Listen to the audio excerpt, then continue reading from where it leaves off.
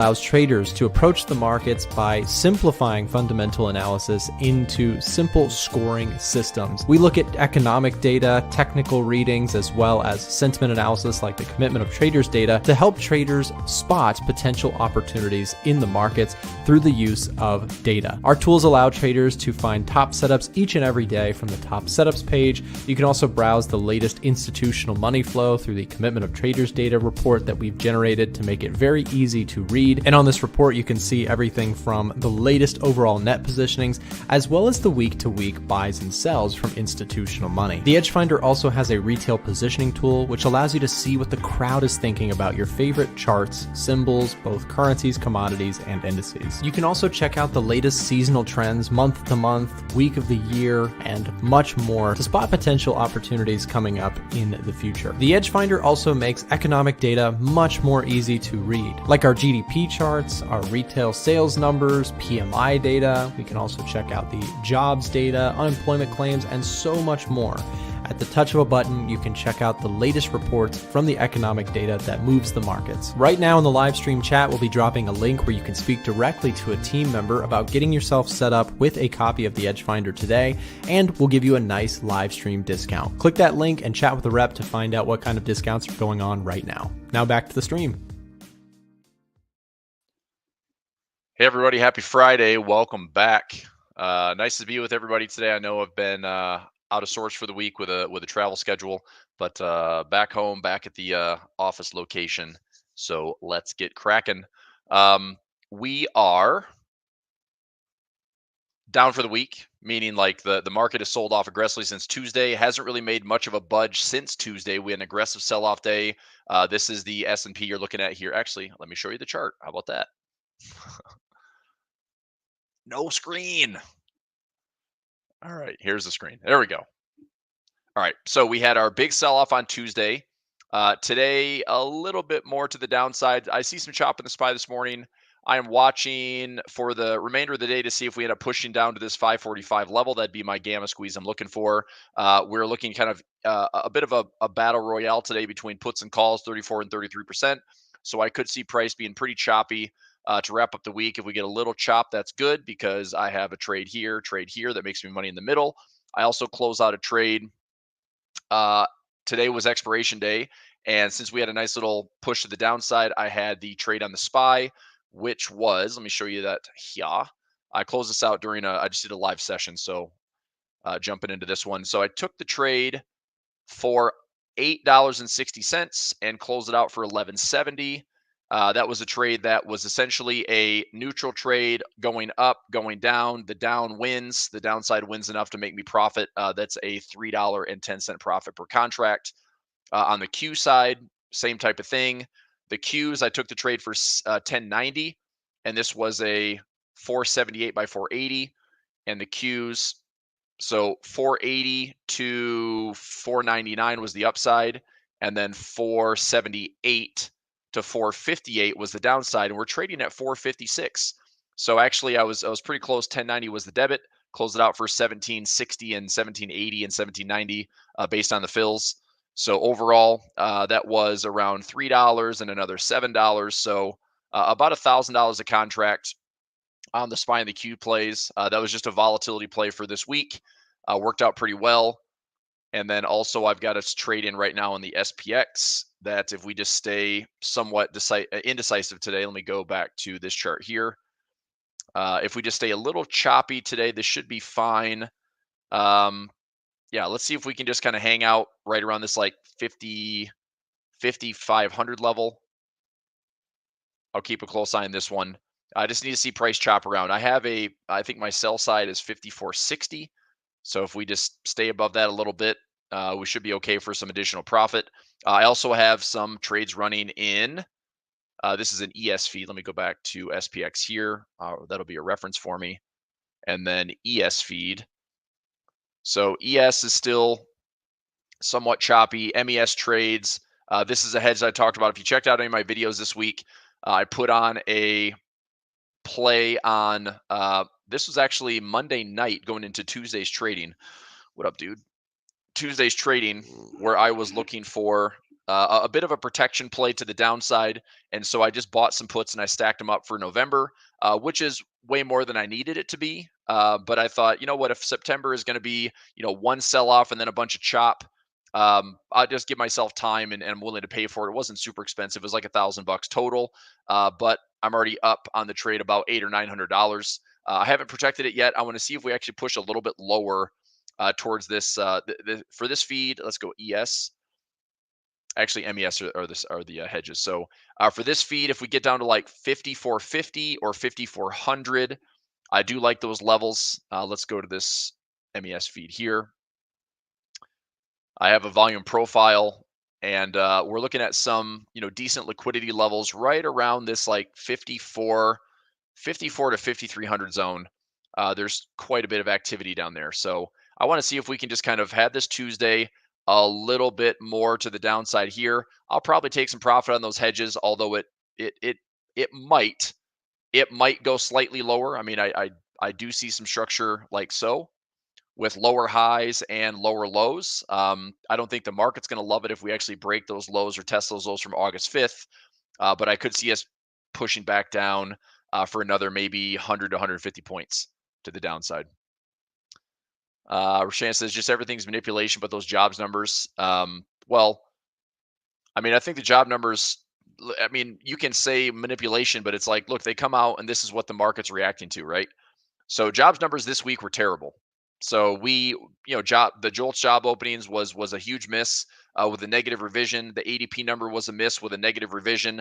Unemployment claims was steady 231 forecast. It came in 227, and today 164 printed 142, which was a miss, and then the 114 was revised down to 89. That's a huge miss. Unemployment rate went down to 4.2, but you have to remember that this also means that some people could just be leaving the workforce altogether. And so our big increase is 3.4, 3.4% unemployment all the way up to 4.3 within about a 16-month window. That's not a good sign. And we said this week was going to be employment news that's going to be sensitive to the market, and the U.S. did not really deliver in a positive way to kind of reassure anything.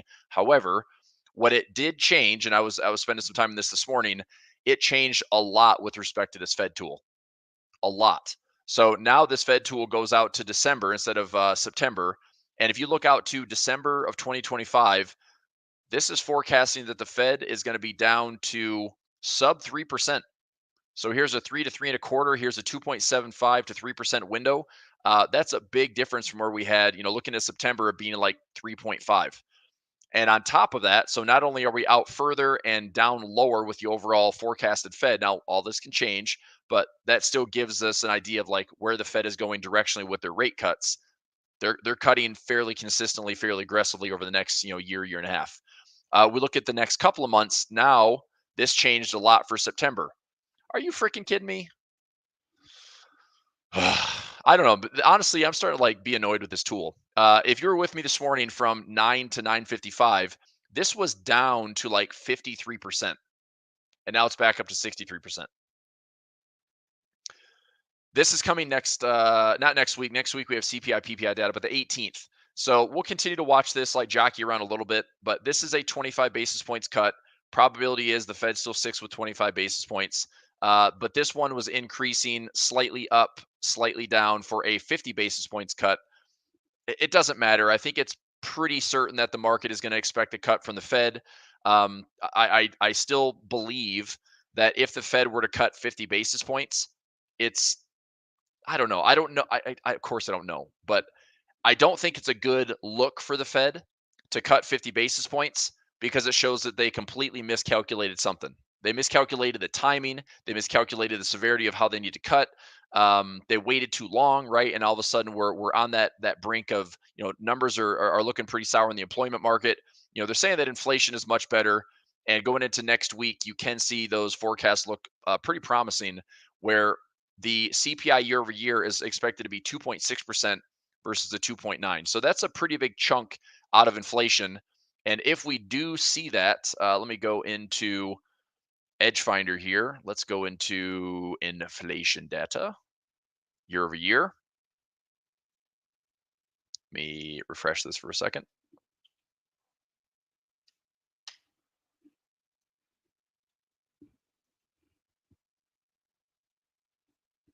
Let's go inflation data. There we go. So we're sitting at 2.9, and if we go to 2.6, that would be the first time in a while that we're actually seeing some decent traction where, yes, it's been, trending lower, pausing and getting a little bit stickier on inflation data, but 2.6 would be a decent chunk. That'd be like right down here. That actually would see a sharper move down. But what is happening to also help that? Softer jobs market, little pullbacks in the stock market. So things are getting a little bit slower. The contraction is starting to take shape, and making progress in inflation is fine. But what is being sacrificed, we're obviously softening the labor market. So there's that going. And then on the flip side, you have the market came out of the inverted yield curve for the first time since 2022. If we go into the, let's go interest rates, yield curve.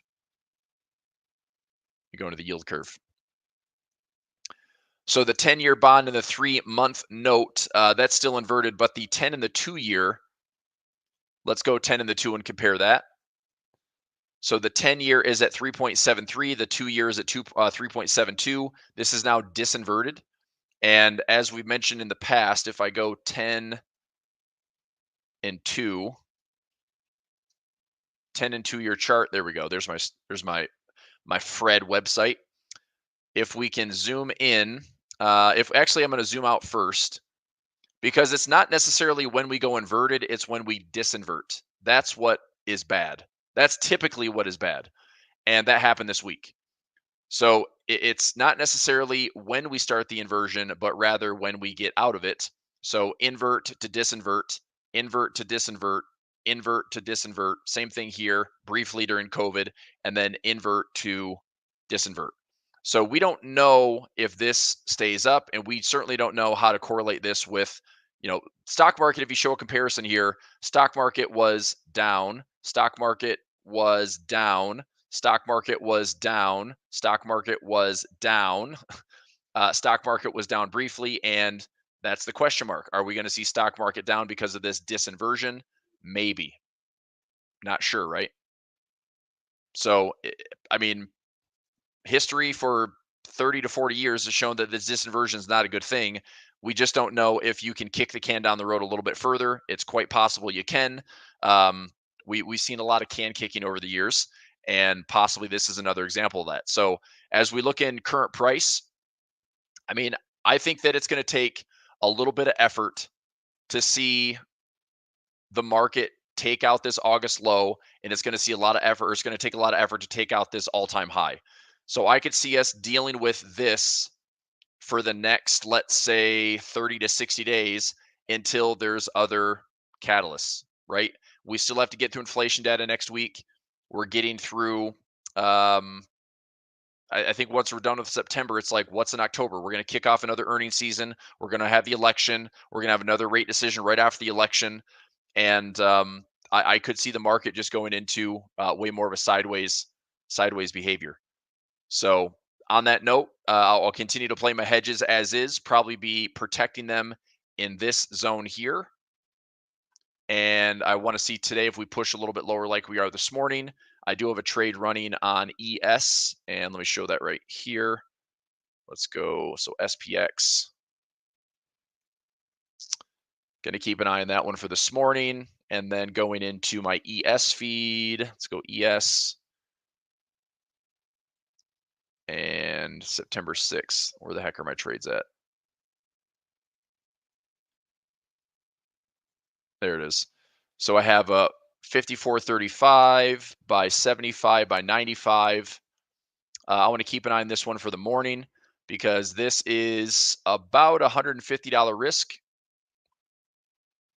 So 150 risk, and if price pulls back a little bit more or falls a little bit more, this is potentially about a $1,200 profit, give or take. So I want to keep an eye on this one. I would actually like to see that if price drops, I need another maybe 25 points to start getting some nice profit, and then see if my real-time P&L will start to match this this profit tent. we'd have to drop a decent amount. We'd have to drop another 50 to 60 points down for my profit trap to be perfect for today, which may or may not be the case. But I'll keep an eye on this one. I got into it for a $4 debit, $3.50 debit.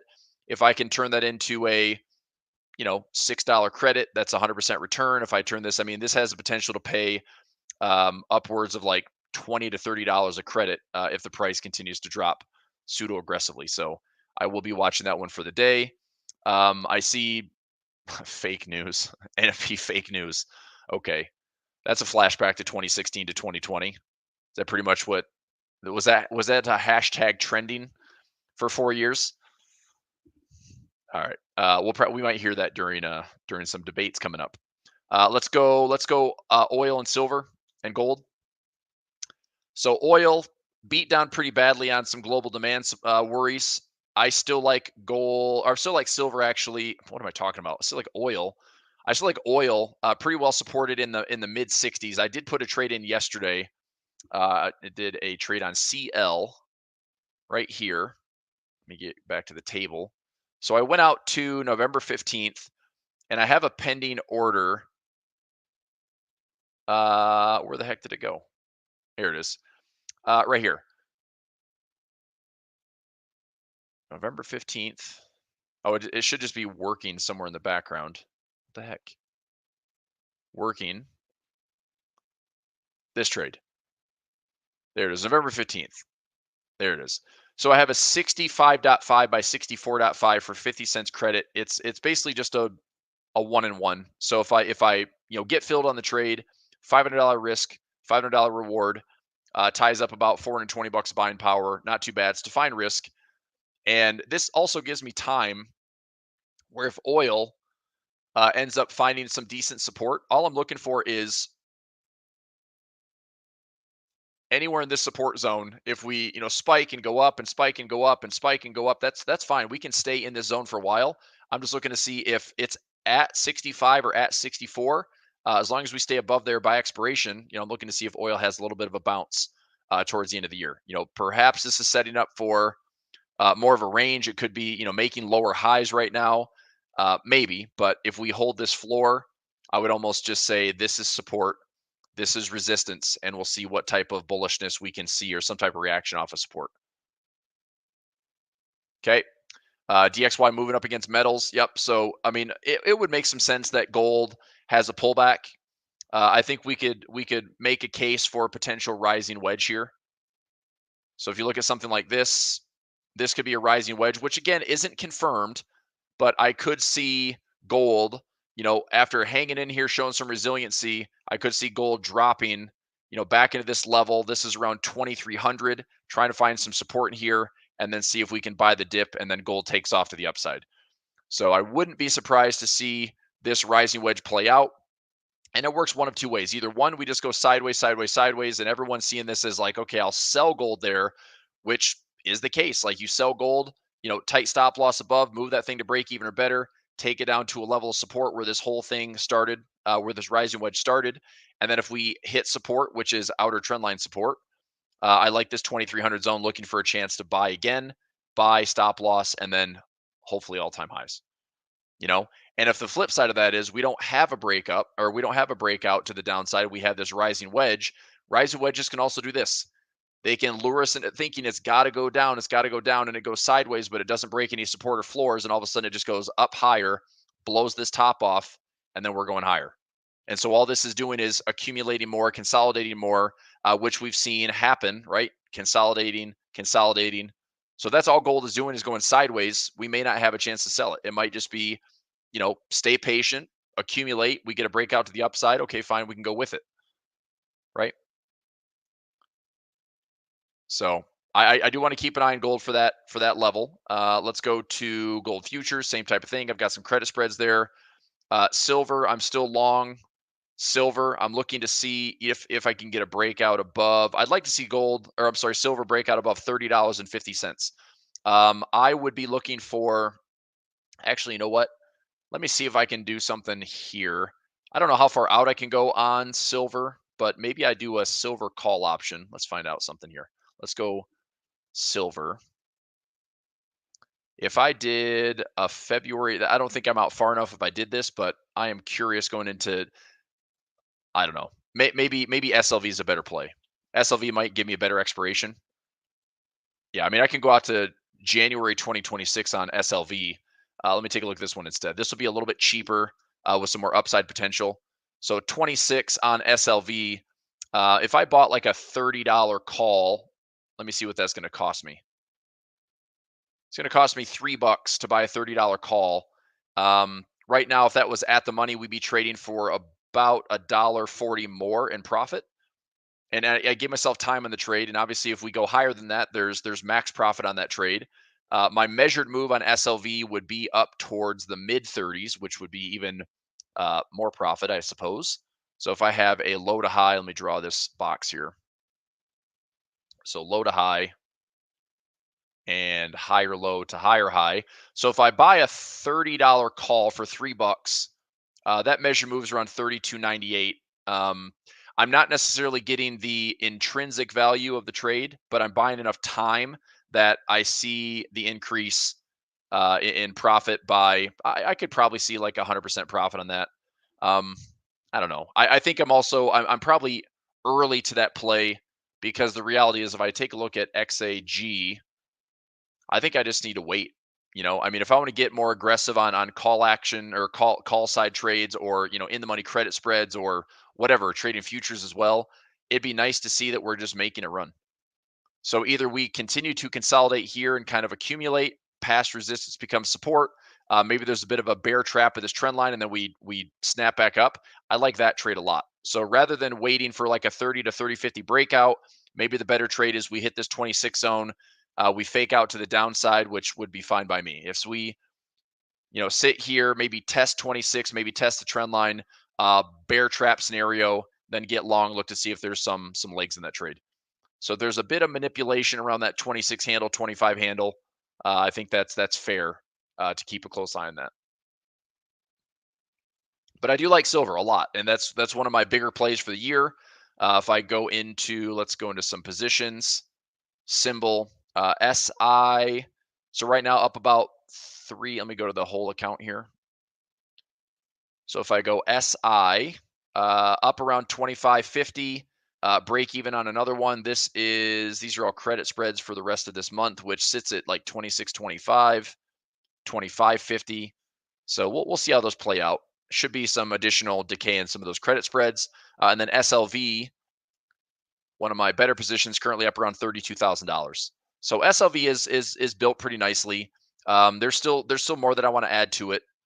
And then SI is just kind of the cherry on top if I can add in some futures exposure and add some additional profits to boost that overall gain. Let's see here. Where's my MO at? I saw that was trading like 54. Yeah, 54 still up 83 grand in MO. I want to kind of roll it and keep collecting some dividends on that. That could be a good play, but I don't really want to increase the cost basis. I might just do it at the beginning of the year instead of I don't know. We'll see. See if the expirations fill up a little bit. Check for profit on RUT. That was already done. I don't think I have anything on RUT. Nope. So my RTY trades, RUT trades. Let's check those up here. So RTY, that's up around $1,000. Okay, fine. RUT, I don't think I have anything left. Those are all both profitable. All right, cool. Under Armour at 755. Let's go. I think that was up to $8. It's faded a little bit. Hanging in with Chewy. AT&T, I own some shares of AT&T, and this is not something to get excited about, but I have naked puts and credit spreads and some shares, some dividends. I was considering on a couple of accounts just to take some profit, but it's also like a 5 or 6% dividend. Let me go to AT&T for a second. All right, let's see if we can bounce off that 545. So I mentioned that 545 this morning. We're making a run for it right here. Let's see if we get a bounce. If from here to here we get a bounce and then pull back. If we do, that should still help my SPX trade this morning. Let me take a look at that ES trade that I had from yesterday. So right now, analysis. Okay, so my 35, let me see what that position is looking for right now. So if I were to close this one, hey now, I took this trade for a $4 debit, showing for an $8 credit right now. There's still plenty more to go. So if I show the position 35, 75, 95, trading. I mean, I'm up about 100% on the position right now, which is fine. But I'm more interested in looking to see if I can really nail that profit here. So we're now getting to that profit trap. Does everybody see that? So this profit trap right here. See if we can continue to head a little bit lower. And also want to take a look at my, oh yeah, this is good. So if we can just go a little bit lower, let's take a look at the expected move on the day. Let's go close, full, table. Oh yeah, there's plenty. Oh, this would be freaking sweet. If the expected move on the day can actually push down here towards the lower end, that'd be closer to that profit trap. That would be my kind of peak price. And if we get into this zone, I'm going to be watching this for. I think my max profit's going to be around $40 credit. That would be, right at expiration. That's going to be tough to nail. But if I can get this thing at, 20 to 30, that would be roughly a 5x return or a 7x return, which is also pretty darn good. So I'll keep an eye on that one. There's that. Take a look at SPX here.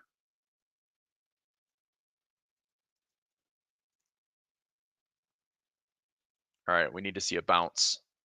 460, which means my stop's around 920. So probably need to put in a limit order to stop this thing out if it's going to bust out. So let me change this order. 9.20. This will be a stop limit.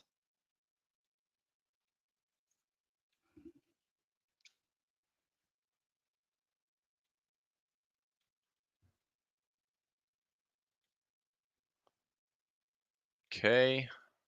And same thing here. This was 445, so that needs to be, what is that, 890?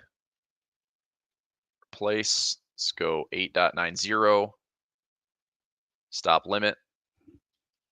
8.90. All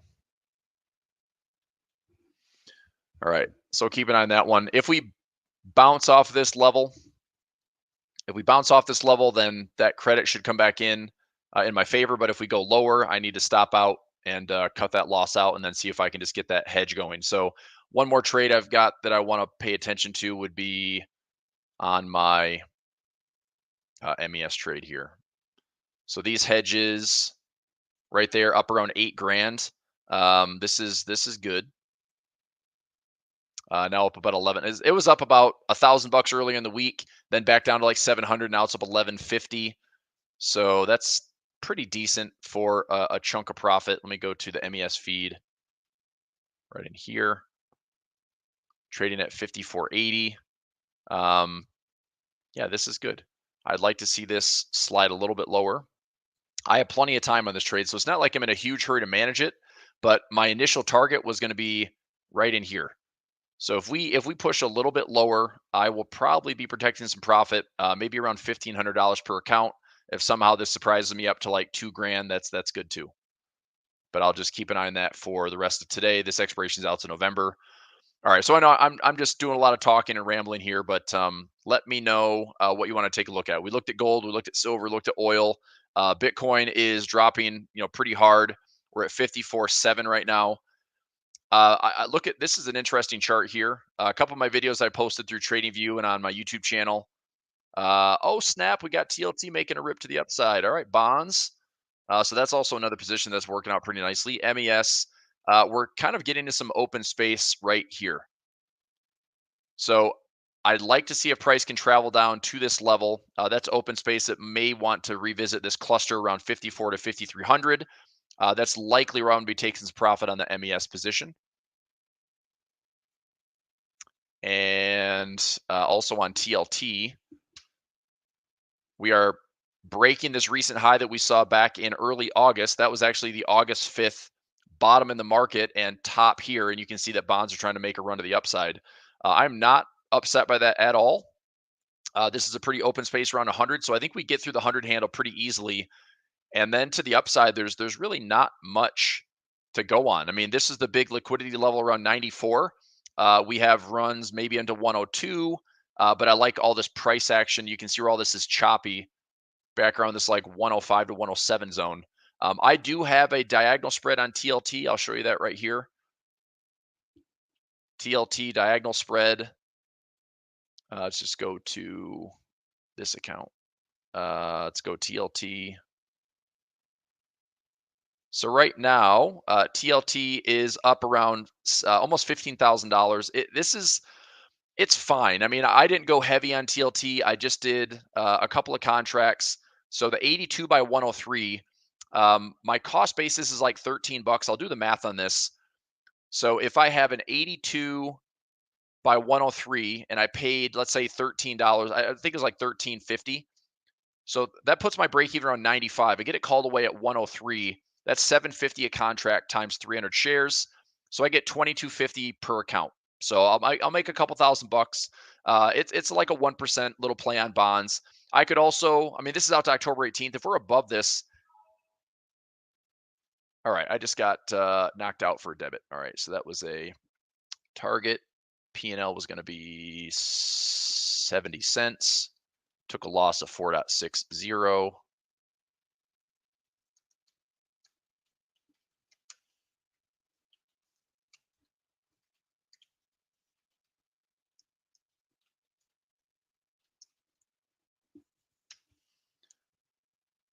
Okay.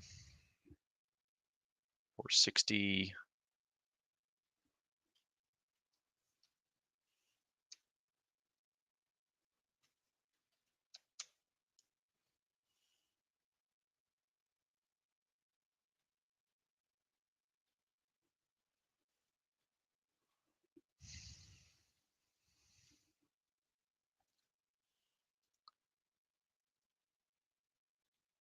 All right.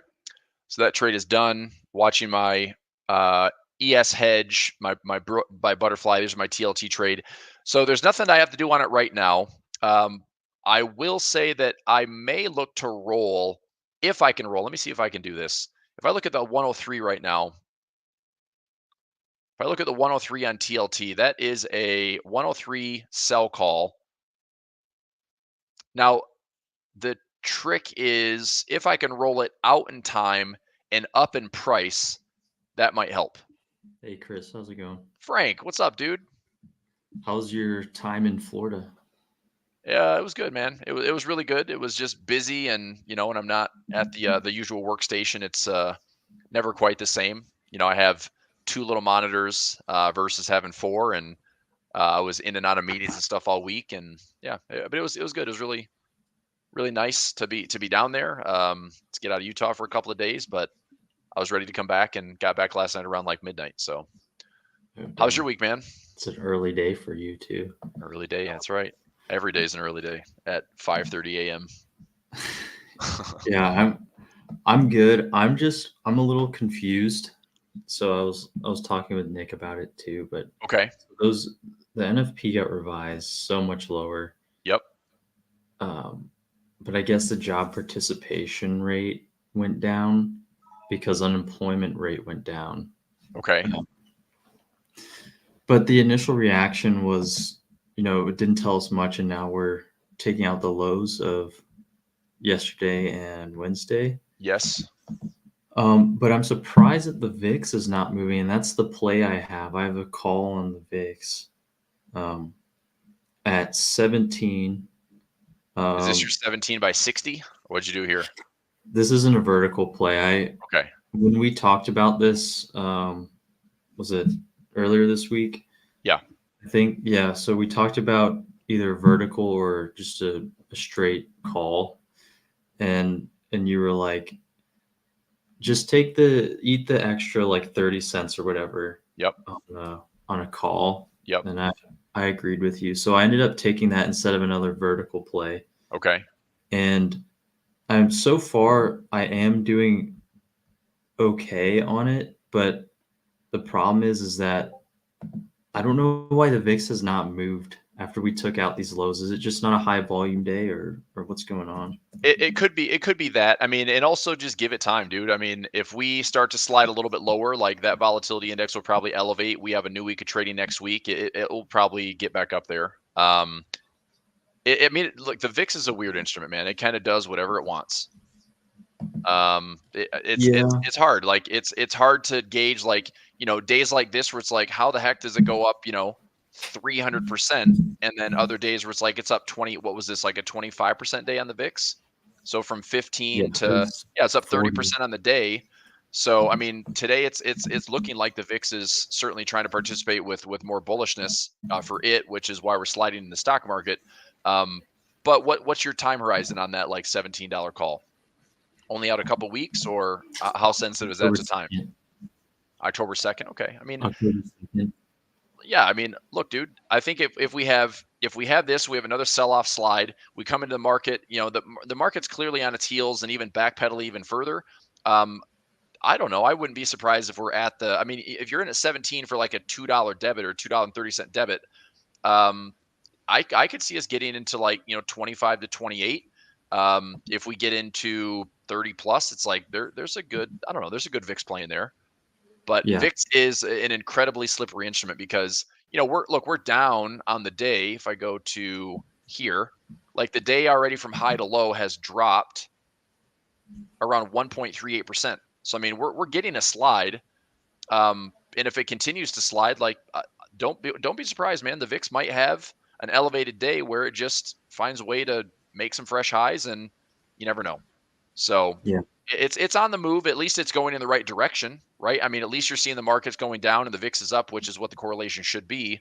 But I don't know, just give it time. And it's like everything else, it's a hedge, and the hedge essentially is, it's awesome when it works, and it's kind of the price you pay when it doesn't. And the VIX is one of those instruments where it's always a hedge that's kind of tricky to time sometimes. And the value that you're getting on the VIX play is, maybe you get like 80% of the profit.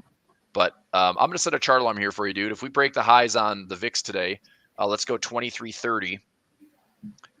And then this would be VIX recent highs. So, I mean, I'm sure you're going to be watching, but I'll shoot you over a message if I see that level get hit. Thanks. Yeah. I have another play too that I took this morning. Okay. It's on the SPX. I took a 55.45 by 55.50 credit spread. This is SPX? So on the SPX, and it's for Monday. For Monday. Okay, so SPX. Monday. Tell me those numbers again. 54.45. Okay. Somewhere around here. And that's what? That's a buy put? It was like a sell call vertical spread. Okay, so where's your buy then? The buy is at 55.50. That's a buy call? Yep. And then I took a sell call at 55.45. All right. So you have two legs in the trade, right? Yep. Okay. Tell me those numbers again. Sorry.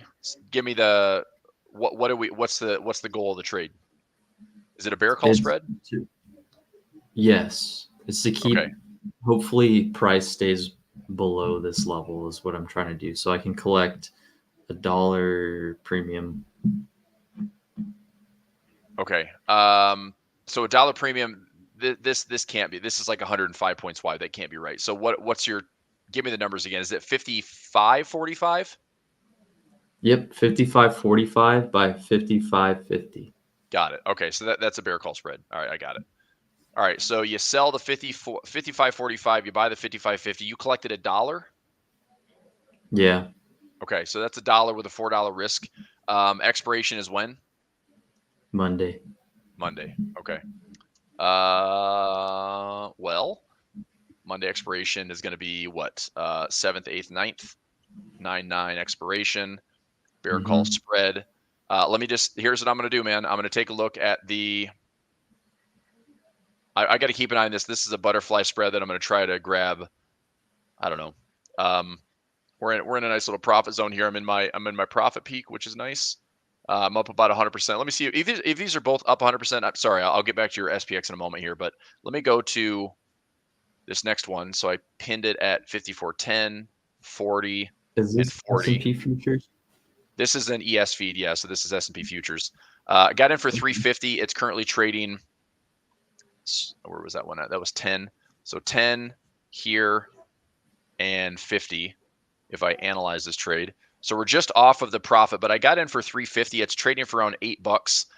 If I can take the profit now, let me see what that is. So this would be make about $400 on the trade. If it goes a little bit lower, this gets even better. So I think I'm just going to let this chill for another like 15 to 20 minutes, hopefully. All right, let's get back to XPX. So the first thing I'm going to do, Frank, is go to Monday for you. And let's look at Monday's expected move. Okay. So you're at a 55.45 call that you sold. You're at a 54.50 that you bought. Right now that's trading for 255. Yes, you want to see price go lower. I mean, this is the reality. Can you see my expected move here on my chart? This red area? Yeah. So, Kind of. I mean, the further it goes down today for you, the better, because that would shift the expected move lower. And I also could see like Mondays could start out with a low of the week. And so I think today you're going to want to cheer on like a decent move lower than your current sell call strike, because that would move this whole expected move down lower. And then if we started low for the week, you might see some nice profit. So when you took this trade originally, did you take it like out of the money? Because right now it's trading for like 260. That's weird. Because this is Yeah, if trading you only got for $1, 45 cents now. it's trading for what? 45 cents. So did you, is it a debit or a credit that you took on this trade? It's a, is it a debit? It sounds like it's a debit if you're seeing $1 and it's now trading for 45 cents. It's, okay, so if I sold the 55.45 and bought the 55.50, that's a debit? Check those numbers again, dude. You're like 100 points off. Did you sell the 54.45? I'm saying the numbers wrong. 55.45. 55.45. Okay, that's way different, dude. All right, you're way out of the money then. So 55.45 is way up here, and 55.50 is way up here. Okay, if you collected $1 on that, Frank, and it's now trading for 10 cents, dude, I mean, you're up 90% of the profit already. It's down to 43 cents. Okay. So I see it trading for 10. If I have the numbers right, you sold the 55.45, you bought the 55.50. That's $5 wide. That's a credit spread. That's way out of the money. And if you look at my screen here, this is, if I had this right with you, the expected move is here. So you'd have to have price do a massive reversal to even threaten your position. So if you collected $1 on that, and it's trading for 40 some cents right now, coming into Monday, that's probably traded for like 5 or 15 cents. You can either take the profit or just let it expire worthless. The probability is that trade is going to be totally fine for profit, for a little income grab. Okay. Yeah, I think that looks Yeah, good. I can't close it today, but I'm happy to see this harsh move lower just so I can start up at least. Give me some wiggle room on Monday. Yep. Yeah, I'm gonna get. What are you looking at? Yeah, so I'm gonna check this this butterfly trap that I have, because I've got the profit tent working for me. That little profit trap is working nicely. So here's real price. Here's my profit trap. I have a $4 debit on this one that's now trading for about $8 and change credit. This is looking better to maybe drift a little bit lower. The closer this gets towards expiration, the higher this gets. The problem is I've got to roll out of here around, actually it wouldn't be too bad. It's around 3 p.m. Eastern time. but actually around 2 p.m. Eastern time, I'm going to be leaving the office. So I'm just going to let this do its thing. Like if we just hang out and hang at the lows, or we push lower, I mean, it can go lower and then maybe whipsaw back and forth, but I might get really lucky and have like a 10-to-1 reward to risk on this butterfly. So these both expire today, and it's just about profit management. So what I could do is move my stop. I kind of hate. Say that again. Where's price currently, and then where's your like mid price for peak profit? Yep. So I pinned this trade at 54.35, and current price is 54.45.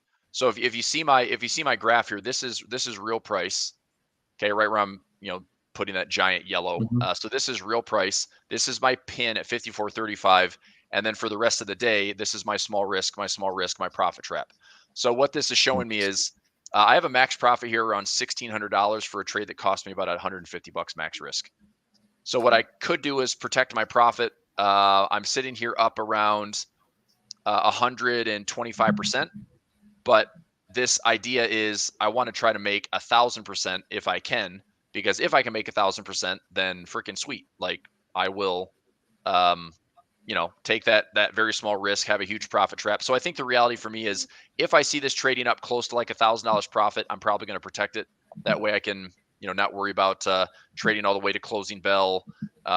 If it stays in the profit trap, this gets, pretty nice to the upside. What this should be doing towards the end of the day is right now this shows about $12.50 a profit for that $150 risk.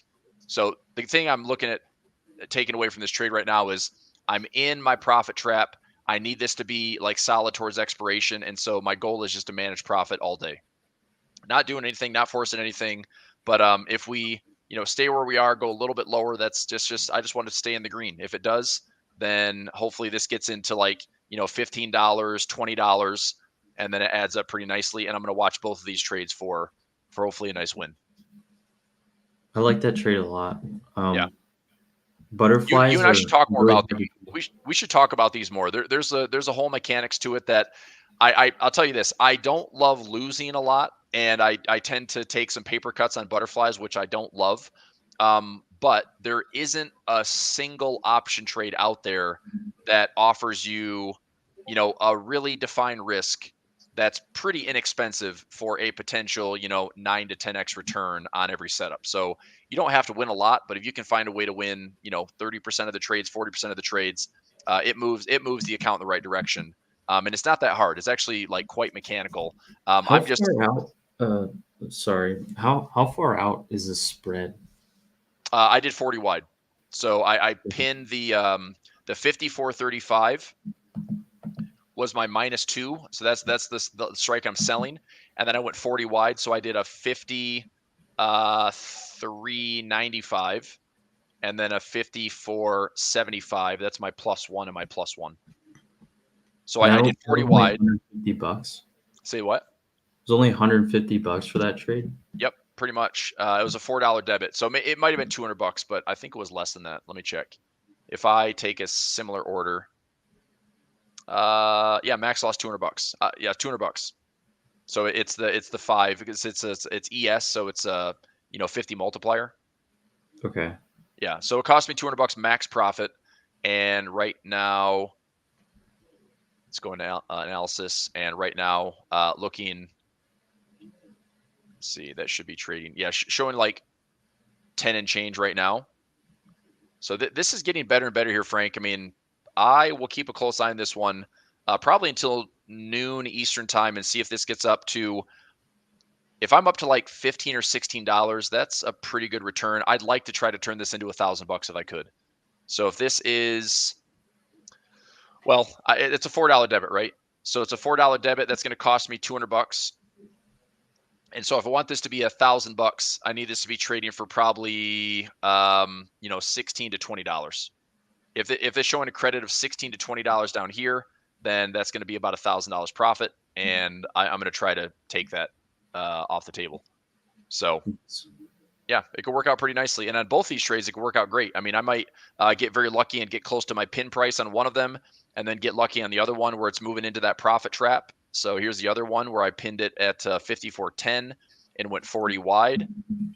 And so there's that trade. If I analyze that one, if you can see my green flag is real price, that's real price right there. This is my profit trap. So if we continue to move lower, this one also just gets better and better. I traded this one for 350 debit, and it's right now trading for 1090 to 1150 credit. So that's also up just shy of about 250%, maybe 300%. Same thing here. Maybe get like a 4X or 5Xer. Let's see if price can just chill. So I think by noon, 1 o'clock, I might be looking to take some profit off the table, and I'll see where this credit's sitting. But that'll be the play for the day. Another idea I was thinking of is, so when we were expecting high volatility this week, I'm guessing the same maybe for next week. Taking out of the money puts, those have worked out. Out of the money puts or calls, I feel like leaning towards the put side though, because price doesn't necessarily have to hit your price. You can get something for like 5 cents, and currently I have a 442.5 put on the Qs that expires today. 442.5. Okay, so 442.50, and that's a long put. It's a long put. Okay, so that was a long out of the money put. Yes. And today it's at 20 cents, which is like a 300% return on your money. So if you get a good move, you can make that much. Or if it doesn't move or doesn't really move that hard, you lose 5 cents on this trade. So looking at out of the money plays, we're talking about labor data and inflation data coming out. These could be like good calls if they work out, obviously, but I think they're good in the sense that they're cheap. And if the market moves down and it's like halfway towards where your price is going to be, you'll be trading for like 300, 400 times where it's at. So what is you said you have this one expiring today? Yep. So when did you take the trade? I took it yesterday. Okay, so you took it yesterday, expires today, and you've got how much profit over what you paid for it? I have 20 cents profit. 20 cents profit. Okay. So remember, by the end of the day, if it expires today, if we're not at 442.50, or if we're going to pull back a little bit, you're probably going to quickly lose value on the trade. It's time to close it. Okay. Yep. I don't think that's a bad play at all. I think right now, Frank, I think I might close out my MES trade here. Let's go MES. So this is pushing pretty nicely to the downside. That was like my target for the week. I'm up about $1,400. So I took the debit for 233. If I close these out, 1, 2, 3, trading for $500 right now. That's over. Let's see here. Yeah, I mean that's over 100% gain. So let's see, 50. Let's go 509 minus 233. So that's about 118% gain this week on a little options hedge. We are pushing a little bit lower. I'd like to see this also push lower, but it's kind of mission accomplished on what I wanted to achieve, which is I want to see price fall into these like decent support zones, liquidity zones. So I think I'm going to take profit here and take my hedge. Actually, if I move a stop loss, there's no guarantee I'm going to get it filled there. Let me see if I can get filled for 510. That's a giant debit. 233 debit. It was like $1,000. I'll give you the mechanics here, but I just stacked up some trades. We're through my second one. I'm going to see if I can get 510 for this trade. It's showing about $1,400 of profit, which I'm okay with for right now. And if there's more downside, that's cool. But I think I'm just going to close it out. So 1, 2, 3. Let's go 510 and close this out. That should be the mid price of all these.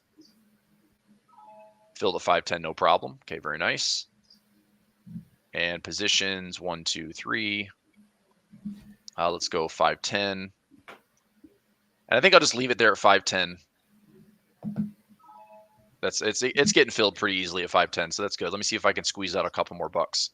1, 2, 3, close.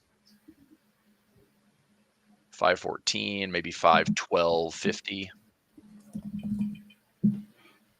I think what I'm going to do is looking at the cues, maybe looking for cheap puts if they're there for tomorrow or for Monday Uh-huh.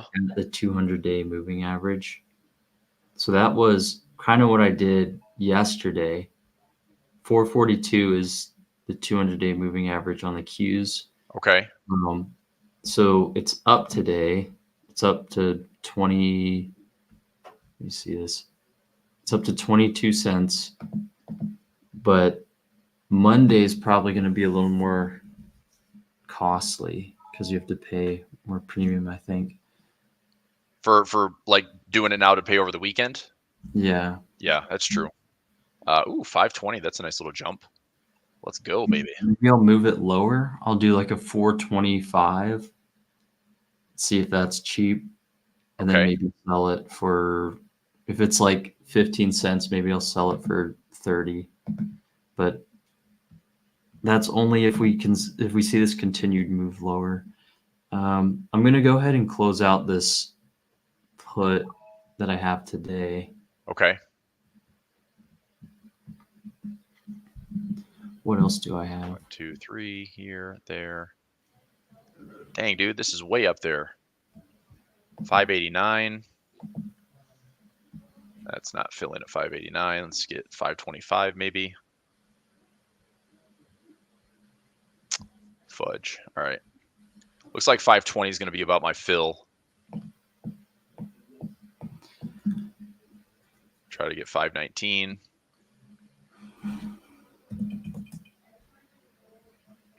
$518. You know, this is really not a high volume move. I'm This looking move down? Yeah. Yeah. At least from what I'm seeing. Okay, I'm nickel and diming this thing down to 516. Okay, so trade-wise, 516 was the credit, minus 233 is 283. That's a net 283 on a 5 multiplier, about 14, 15 an account. So times 8. Oops, that was wishful thinking. 14, 15 times 8. About 11 grand on that hedge. Not bad. Nice. Not bad. Just a very easy 11K. Just right a little there. easy 11K. Don't mind that at all. And then this is really what I need to pay the most attention to now. My play on ES for the day. So here. So 1, 2, because now my 435 is in the money. This is all actually perfect. So right now it's up about 300%. Let's check the analysis tab here. So pin, and pin. So 35, 95, 75. Yeah, so this is right in the middle, dude. Now, all I need now is I need time to just decay. That's the best thing for me to get this profit trap. Like right now, the real P&L shows that I'm up around, I mean, it's trading for 1250. So let me do the math on this. So if I have a 1250 credit minus the $4 debit, I'm up 850 times 5. I should be up about $425 right now. If a little bit more time passes, then this profit trap grows in size. And this, if you ever seen, like, it doesn't really show it well in Tasty, but the actual price. So this is my ideal profit scenario, and this is at expiration. But in Thinkorswim, you can use, like, it'll be something like this. So there's a unrealized that's like represented real P&L, and by the end of the day, that ends up looking closer to your profit trap. So the longer I wait, if price stays right here, the longer I wait, the more that my real profit will show up. And that's essentially what I'm going to be looking for. I want to close this thing out. If this gets up to like $20 or better, I'll probably take the profit because I'll be up about $1,000. So I got you. $1,000 an account. So that's the plan, is to try to take that trade and just let it decay. But like I said, at around 2 p.m. today, I got to bounce out, and I mean, I know it's cash settled. I don't really have to do anything. This might settle on its own if I let it, but I'm not sure. I don't know.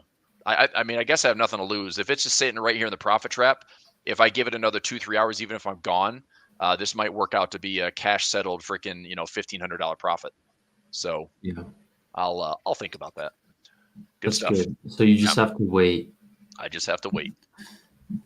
It sounds That's hard. scary, Sometimes it's the kinda. hardest thing to do, right? Yeah, because you really just never know. Well, and here's why you don't know. And I'm saying, like, right now I'm up around, $12 or $13, like $8.59 credit. But like, look, if we have some nasty snapback like this, guess what that means? That means that my butterfly trap that looks good now, all of a sudden price reverts back and I'm back in my risk area, you know? Yep. So I would say what I just did well is I timed that MES trade pretty nicely, and I don't know, we'll see what happens. Like, this could be just a quick pop to the upside, and then it just kind of stays here for the rest of the day, or this is a high low. The day finishes right in the middle for the day. It freaking comes all the way back up. We have crazy volatility. Markets can do whatever the heck it wants, right? So I hope we settle in near the lows. I'm looking at some of these like volume profile levels. And let me go back to this chart here. Look at how fast that was. That just jumped up like 30 points in a heartbeat. Let's go to this chart on ES and some of the levels that I see. We're in some open space, so hopefully it has the ability to travel. Like, this is some dead space. This is some structure. But yeah, man, I'd like to see it just kind of work its way today into this little inefficiency zone. So I'd like to see it settle in near the lows if it can, but who knows? Price does what it does, and I'll see. take my best shot. So, hey, do we have somebody coming up at 11 o'clock, or is this you and I? Yeah, we do have to go now. And okay. Nick Phillips is coming on. Okay. Like, after this week, I know I was in and out, and we only had a couple. I think I was on Tuesday and then today, but coming into next week's trading, there's a lot of stuff that I'd like to discuss with you. I mean, we can look at those butterfly situations. I also want to do some testing on my end. I'm looking at I've got beta access to the Tasty Trade Lookback software, and you and I have talked about like those, end of day trades where you like put on a call option at the end of the day and go out to the next day and see if you can get some of those rips. I'm going to try to test that this weekend, so I might have some more info for you. And I probably can only go back to 2022 because that's when 0DT started. But still, it might be pretty interesting to see, like, if all we did towards the end of the day around like 2 p.m. or 2:30 p.m. Eastern time was buy an at the money call option, and then the next day it's up because the gap's higher. It's defined risk because the call option is either going to be up in profit or go to zero. And so you can test that profit percentage and test like 50%. You can test 100%. You can test wherever you want. But I'm gonna play around with that for the weekend. So something to share next week if I find some good stuff. Cool. Well, I'm interested to see. All right. Thanks, dude. Thanks for popping on with me. That was fun. Yeah. Per usual. All right. Thanks, everybody. And who's on next? Is it Nick coming on next? That's right. Yeah. Yeah. Cool. All right, everybody. Have a good day. Happy Friday. See y'all. Bye. We often get asked by our US viewers, how do you guys trade gold and indices on a regulated broker? To trade gold, indices, and more, we trade using Webull. And for US citizens watching now, for a limited time, you can get free stocks if you use our promo link that can be found in the description or dropped in the live chat right now. Webull is our top pick and personal choice when selecting a broker here in the United States for stocks, indices, and commodity trading specifically. Get your free stocks now by clicking the link and signing up using the instructions found there. Now, back to the show.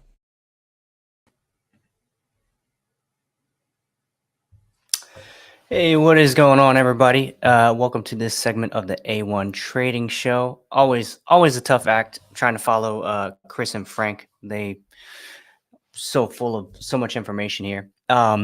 Just taking a look this morning at the Nasdaq. That's what I was looking at before the show started. Interesting price action here.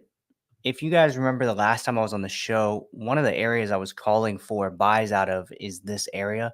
If we get the proper price action, I still have not seen that. I don't want to say that this has gone too far below my area for me to consider a purchase here, because it really hasn't. It hasn't broken out too far below. And the end of the day, today, anything could happen. Let me actually put that back. I want to keep that marking there. Something that could be a decent little surprise for me personally would be to see something like this when we pop up out of here and we get this smaller head and shoulders right here at this right shoulder zone from this overall head and shoulders situation going on. Inverted head and shoulders, I should say.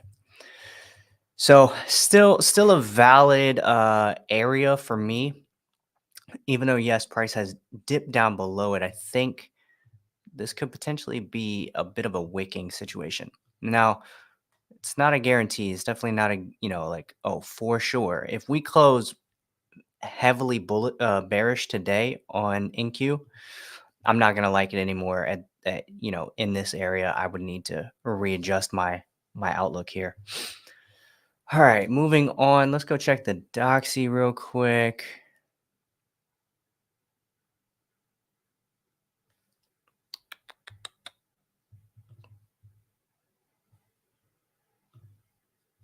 It's going absolutely bonkers right now. Do we have headlines coming through? Waller. I would also cut at consecutive meetings if data calls for it, as I would be for larger cuts if need, as I would be for larger cuts if needed. It is likely a series of reductions in policy rate will be appropriate. Okay. Nothing necessarily new. I would be an advocate for front-loading rate cuts if that is appropriate. It's interesting that we have Waller saying this stuff, but we're getting these stronger doxy reactions at the time that he started speaking.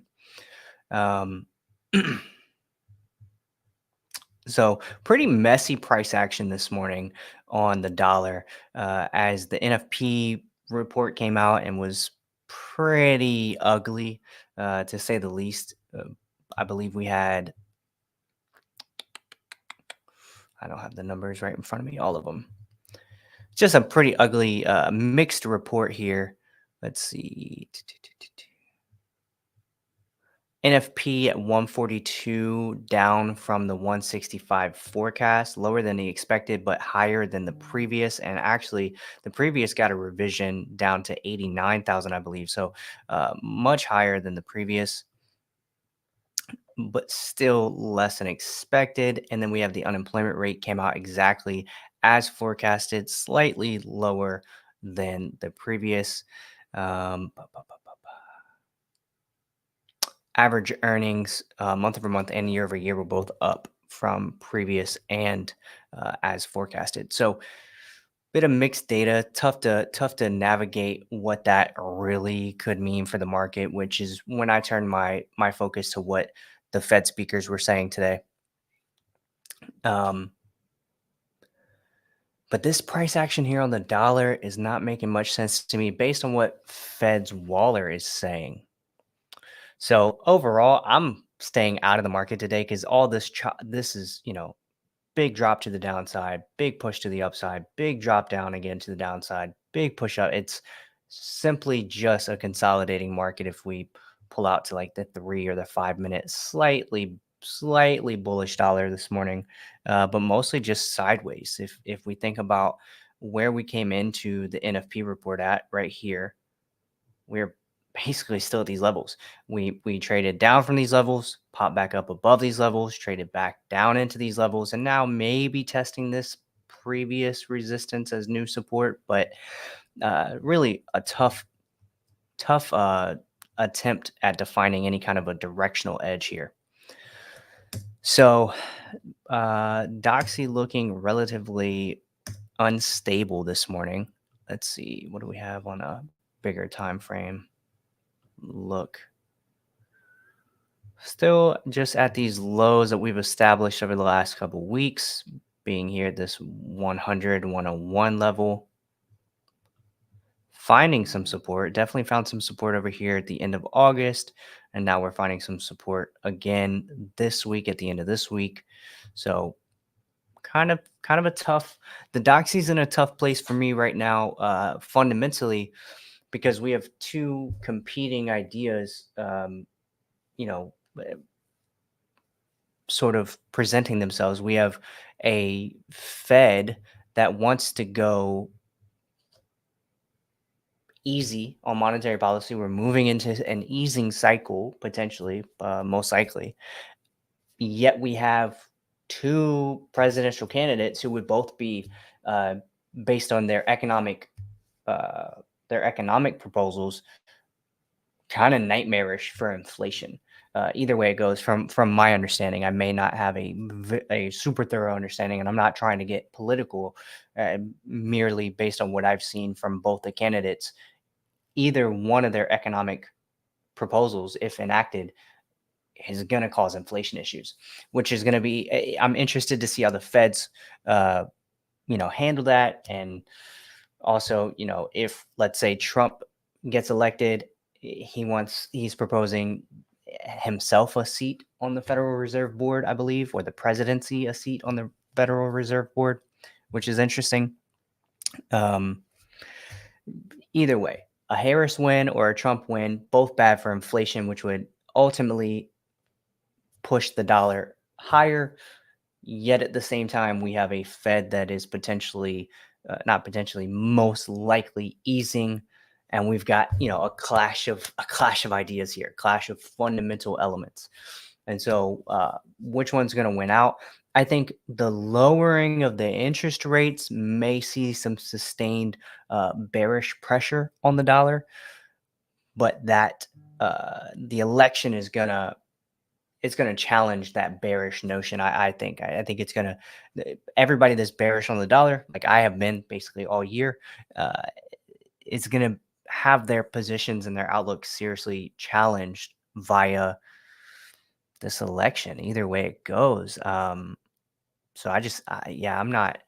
The dollar's tough right now because of what is going on geopolitically here.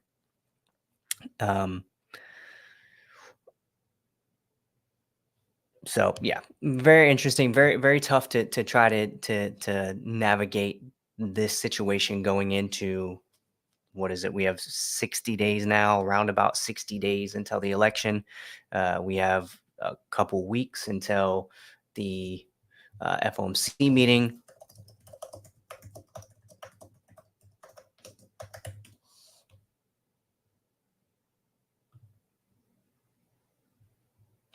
So yeah, right at 60 days. It's gonna be a very interesting couple months, I think. All right, moving on. Let's go look at some other things. Let's go see how the S&P is doing this morning. S&P is still in my valid buy zone here, being this sort of area of support where price reacted from here. If we get some decent rejection in this area out of the S&P, I think it would be a good area to be buying from. The next area for buys that I would consider something on a technical basis would be right in here. This would be the next area I would be looking to buy in. This is my favorite zone to start placing buy orders, but I need to see price action agree with me a bit here. So it's going to be probably, I would anticipate one potential scenario that would make me interested in this, which would be a 4-hour double bottom, similar to what we have here. Not there's a little bit of a potential, I guess, for my favorite head and shoulders, kind of, which would be a push out into here, back to sort of the top of this buy zone that I have marked, and then up from there you got your shoulder, head, shoulder pattern. But yeah, see this support zone on ES holding is much better for me positionally than something like NQ not holding. Now, NQ not holding would be a higher risk trade based on like a technical, well, technically it broke out below my buy zone.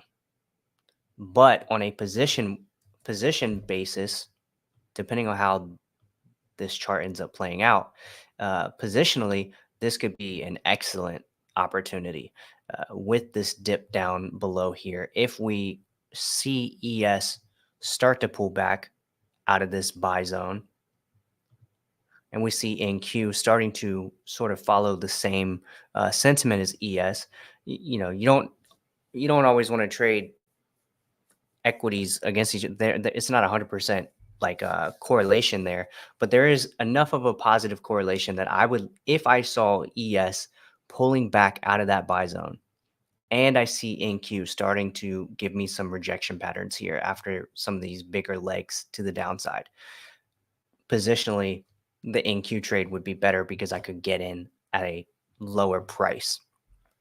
But safety, as far as the better setup, would be ES for me. All right, so covered that. ES and NQ. I'm looking for buys at some point if I get the right price action. I'm not just going to jump into something blindly. I need the right price action, and I am most likely scalping out of this area. So moving on, let's see. Good morning to everybody in the chat, by the way. Do you guys have any questions, any charts you want me to review?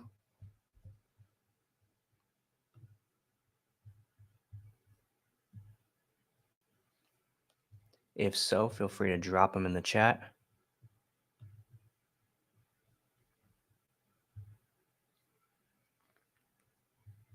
Let's go check out the fan favorite gold. Even though I tend to still not. The only time I really check out gold is when I'm on the A1 trading show. I don't follow this that much. Although I don't mind what I'm seeing for continued potential upside. It's not great. We're still just kind of trading at the top of this this range I have marked here.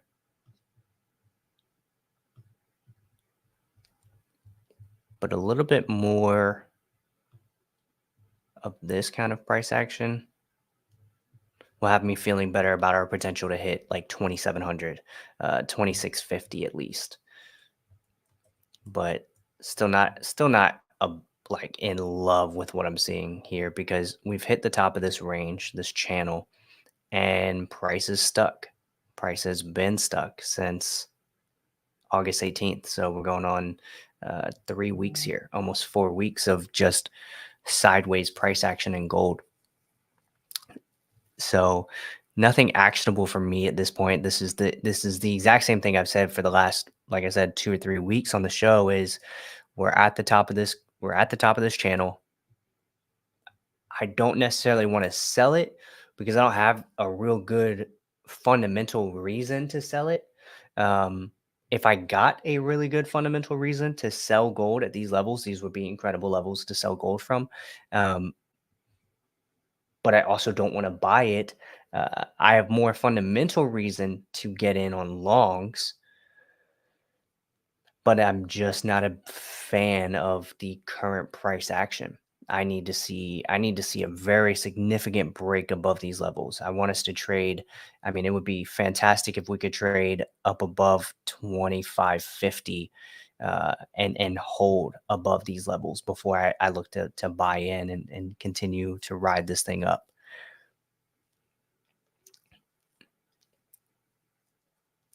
Yeah, kindness asked, no currency pairs, question mark. Yeah, we can absolutely touch on currency pairs.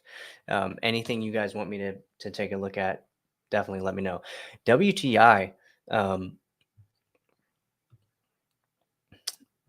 was listening to PIQ Morning Blast this morning. It's a great little London session opener kind of podcast space that happens on Twitter. And they were talking about something that happened with WTI yesterday.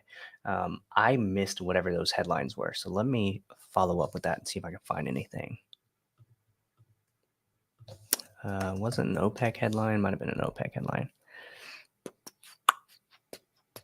If anybody knows the headline and can send it through, that would be massive.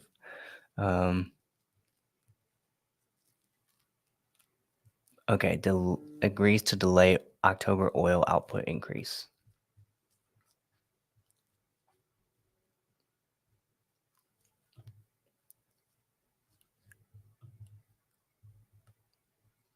So that was yesterday at 10 a.m.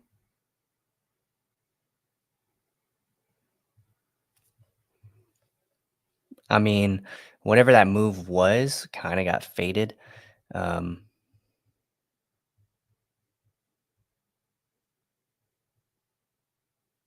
I'm not like a massive skeptic, but was that headline OPEC driven to protect some of the downside that we're seeing in WTI? I don't know. That's conspiracy theory, tinfoil hat stuff. I'm not going to get into that now, but these WTI oils, these low levels, WTI levels, WTI oils, these WTI levels. Honestly, I would love for it to keep coming down, break down below these support levels, drop down into the 40 range again, 35 to 40. That's a prime buying opportunity. This is not bad. This is definitely something worth considering if you're looking at like a macro time frame buy. You're at a decent level here. If you drop down to maybe 4 hour or 2 hour and you get the right reversal patterns or a significant enough reversal indication to go ahead and start buying in, certainly not bad levels at all.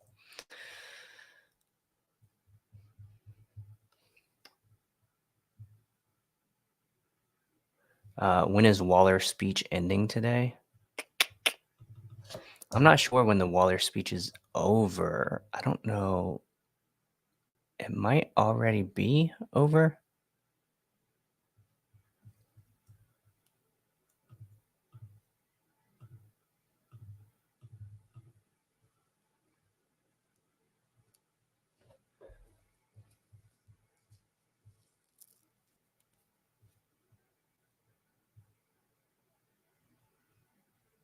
Let's see. Is he still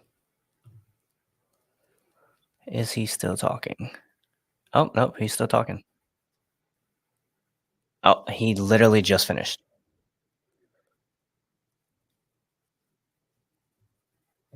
So there you have it. He finished speaking. Now it looks like they're moving on to Q&A. So, yeah, if you're trading right now, keep tabs on something like Financial Juice. Make sure that you're paying attention to any new headlines. And maybe watch that speech live, because it looks like he's leaning very dovish, but you never know how the Q&A portion could go. He could answer something drastically different, and we see the market start to price in a different idea here. What's insane is after all his dovishness, what we saw out of you know what? Let me double check what I'm about to say here. Yes.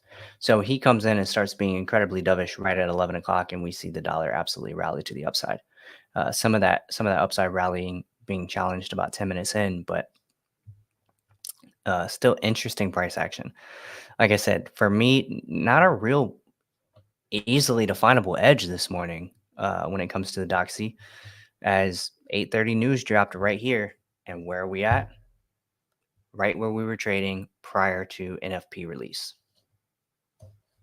So what does that communicate to me? That communicates to me that the market had a bit of a freak out,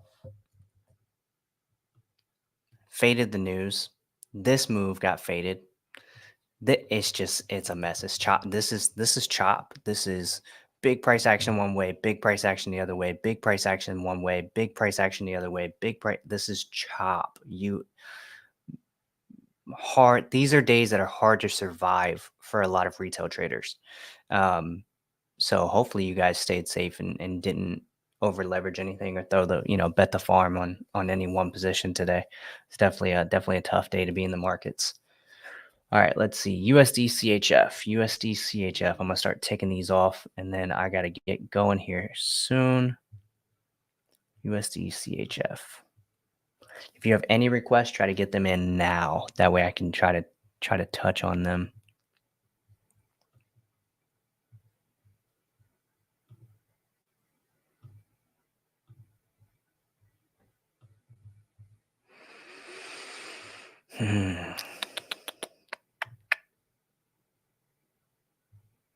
I mean, the absolute best opportunity for USD CHF could potentially be coming up at this 83.5 level here.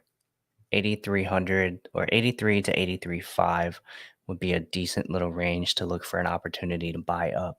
The problem again is the sentiment surrounding the US dollar. Everything tied to the US dollar right now is tough for me on a macro scale, because the Trump, the presidency challenge on inflation is making the dollar outlook a little tough for me. It's not as clear cut and simple as the Feds are in a rate hiking cycle, so we should see dollar upside, sustained dollar upside, or the Feds are in a sustained rate cutting cycle, we should see some dollar downside. Those are kind of dream scenarios for traders. Right now we have the Feds have historically high rates and about to enter what we believe is going to be a rate cutting cycle.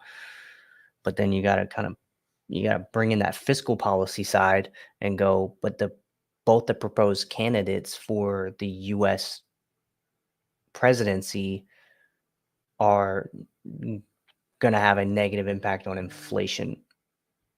Theoretically, their proposals would have a negative impact on inflation. So tough to gauge there, but I would say, it's just personally, dollar weakness is still in play, but do I want to get involved at these levels? Certainly not. Do I want to sell USD CHF when it's at a major low? Definitely not. Personally. So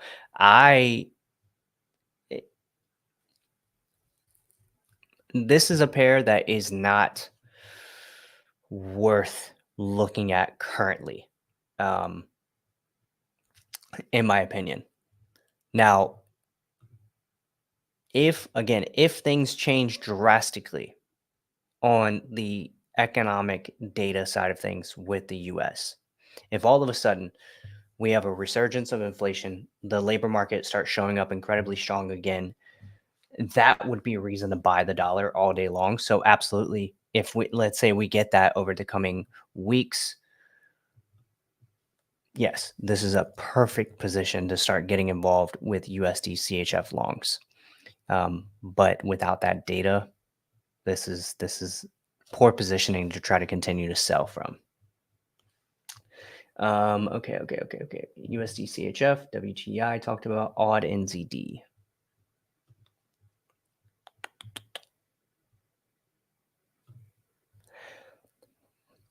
With odd NZD, this is a pair that for me, I don't love to trade because their economies are so closely knit that when you look at odd by itself, the Australian dollar index versus a New Zealand dollar index, they move so very similarly so much of the time.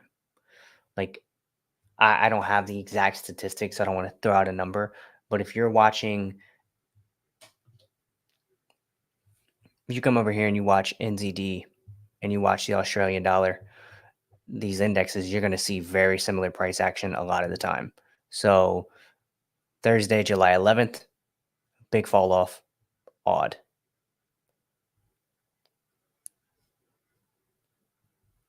We'll go. Oh, I'm way ahead. Why am I still in June? Thursday, July 11th, right here. Big fall off for NZD.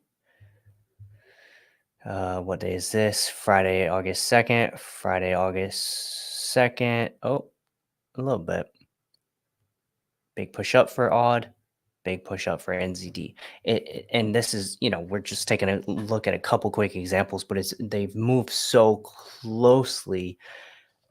I like to, when I'm trading if you're trading currency pairs, the general idea is pair a strong currency versus a weak currency.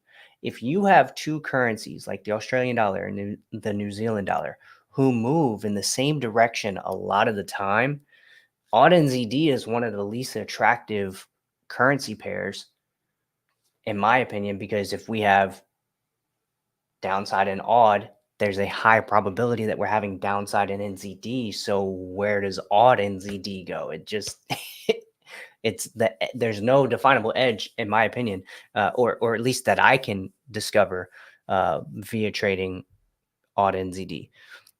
So personally, I would never look at this pair. But if we're just talking about a technical outlook, we're bearish. Odd NZD is bearish. It is at a major level of support currently on the 1 hour.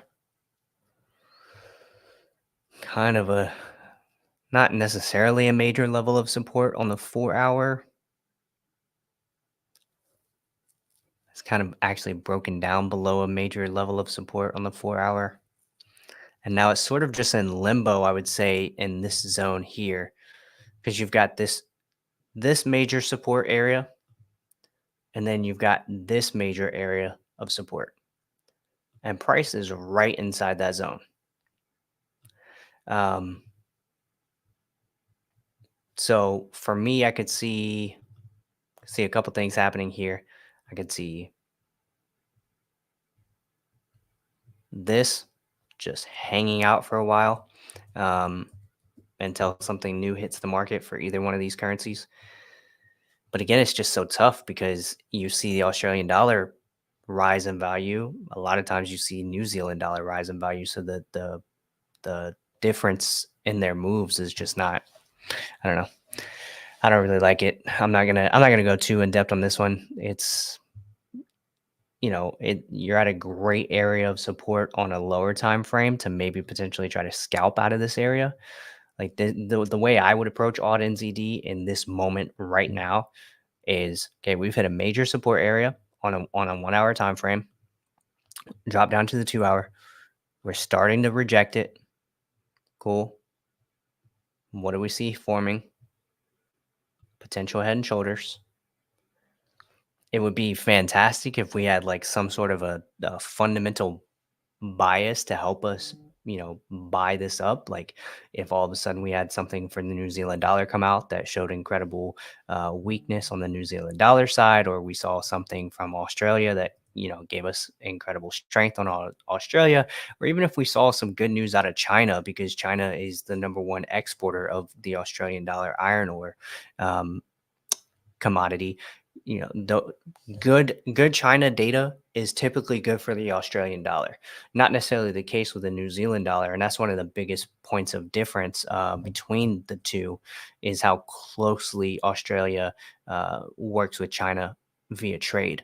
So, if we had some kind of a fundamental reason to buy the Australian dollar, this would be a great opportunity. But on a technical basis, let's say you typically risk 0.25% on a trade. This would be what I would call like a B tier trade or a C tier trade. It is purely technicals only. We've hit a support level. We've started to reject. We've rejected that support level once. We tap back down into it further, rejected it again. If we can try to get near this level and create a bit of a head and shoulder scenario and reject again, that's a good opportunity technically. A B tier risk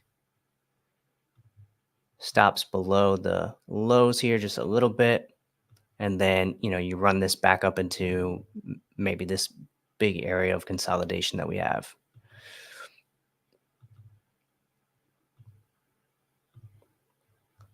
The way that I like to approach a lot of my trades is formulate the whole idea. Why would I be looking to get involved? First of all, with this specific idea with AUD NZD, I'm not trading this. I probably would never trade this. Am never going to trade this, most likely, because it's AUD NZD. I don't like this pair. However, if this was a different currency pair and I had a reason, a fundamental something, that's a piece of the thesis. Okay. And then the second piece of the thesis is the technicals. Well, I have a reason to buy the odd. It's at a major support level. It's giving me a rejection formation. Let me wait for price to come back into the area I want to buy it from. Let me see if it rejects this area, gives me some price action indications that it wants to reject this area.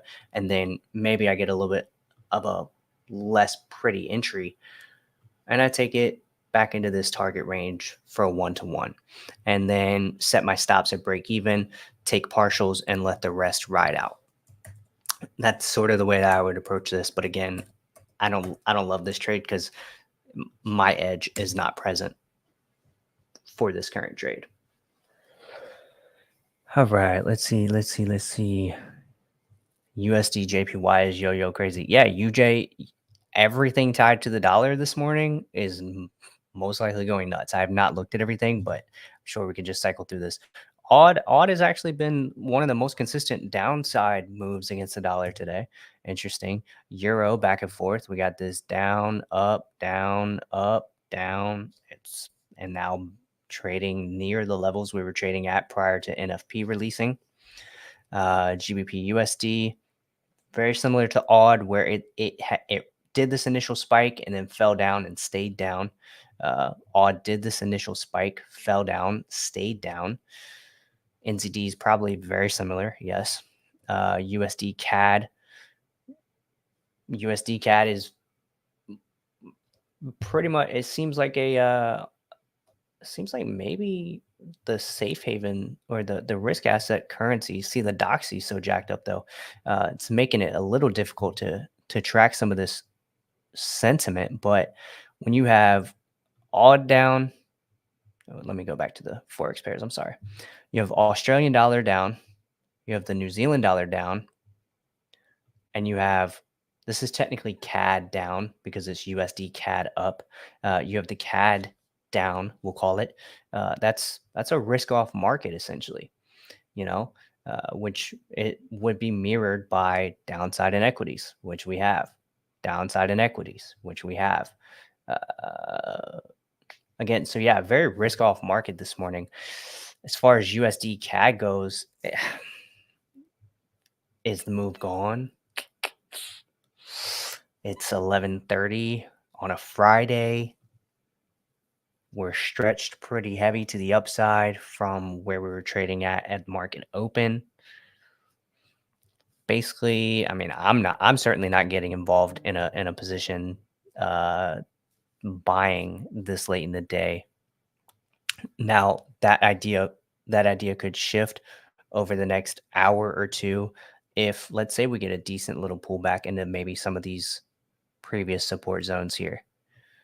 If price can trade back into this zone and give us again a nice reversal indication in this area, sure, why not take a stab? Low risk C tier trade for me. Every trade today is basically B or C tier because it's the NFP print was terrible and the doxy is, can't make up its mind which direction it wants to go. The only maybe good trades, yes, it was tough. It was tough to identify. You really couldn't identify this risk off sentiment until after it's passed this morning. There was really, I can't think of a reason out of the jobs report or anything that Waller, or who was the other speaker today? I think it was Meller, maybe. No, Williams. Fed Goolsby is speaking. I did not see him on the calendar. Today's employment data is a continuation of what we've been seeing. The job market is slowing down. raises some serious questions about this meeting and next several months that we make sure not to make the labor market turn into something worse. There is an overwhelming Fed consensus for multiple rate cuts. So this should all be theoretically doxy downside catalyst, and we're seeing still some support in the upside situation for the doxy. So for me personally, I think best move for the day is to walk away, let price do its thing for the rest of the day, and the next week come back knowing that we're in a bit of a stalemate with the dollar. What do we have next week?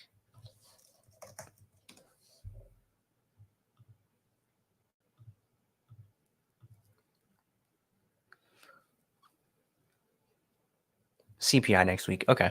So that should be interesting. I know the Feds are really focused on labor right now, but inflation could give us a decent indication for direction, CPI and PPI. But all right, guys, I think I've reached my time here. It's 11:40.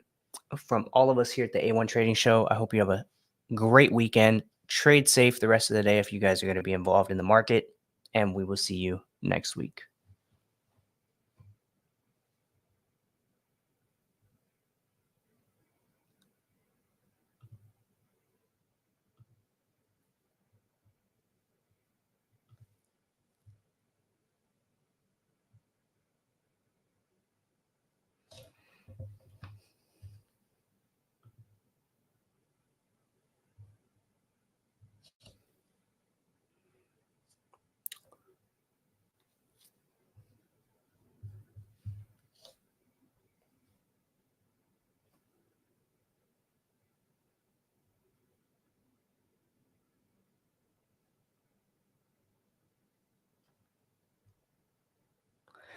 Cueing the outro scene here in just a few minutes.